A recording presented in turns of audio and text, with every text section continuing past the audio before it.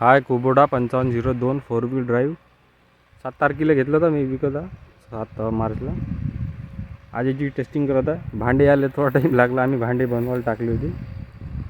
Tractor 10 घंटे चालला, 10-12 घंटे चालला असंच इकडे तिकडे सामान आणण्यासाठी, इकडे तिकडे सिटीमधून शोरूममधून आणण्यासाठी. टेस्टिंग चालू आहे. पंजी आहे 5 दात्याचं कल्टिवेटर ज्याला म्हणते. टेस्टिंगवर RPM 50-100 ड्रॉप करते. 4 व्हील आहे, 50-100 तेवढं ड्रॉप करतो ना. 4 व्हीलमध्ये टेस्टिंग करत आहे आम्ही. हा मिडियमच्या दुसऱ्यामध्ये चालू आहे. तिसऱ्यामध्ये स्पीड जास्त होईल.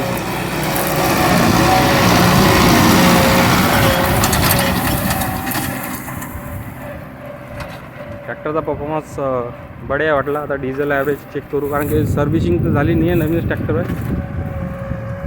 पहिल्याच दिवशी याचा थांबा.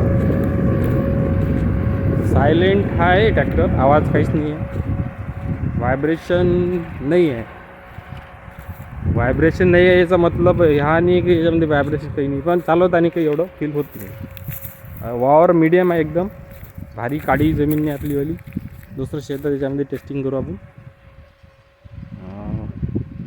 याचा डिझेल ॲव्हरेज चेक करू. परफॉर्मन्स ठीक आहे. याचा फ्लावर पण टेस्टिंग करू. आणि अशा वावरामध्ये फ्लावर तर 16 इंची 2 फाळ मस्त चालते. काळ्यामध्ये टेस्टिंग करू. आपले एक काळं वावर आहे तिकडे, माहीत पडतं कसा परफॉर्मन्स देते. 4 व्हील आहे तर काही टेन्शन नाही आहे म्हणा. 4ही टायरमध्ये ताकद राहते. ट्रॅक्टरविषयी काही कमेंट असेल तर, काही विचार असेल तर विचारू शकता.